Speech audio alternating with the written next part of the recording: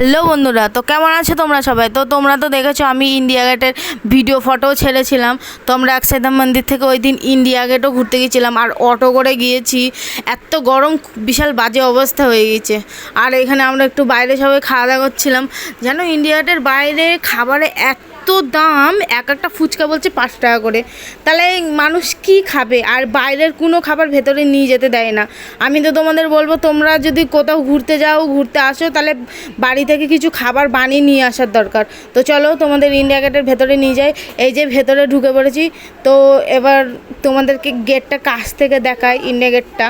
এই যে দেখো কি সুন্দর লাগছে না? তাও দূর থেকে দেখছি। হয়তো তোমরা বলবা যে সামান্য একটা ইন্ডিয়া গেট দেখে এত খুশি, কারণ সত্যি আমি প্রথমবার দেখেছি। আমি 4-5 বছর ধরে এখানে থাকি, আমি ফার্স্ট টাইমে এখানে আসলাম। আমার তো খুব ভালো লেগেছে।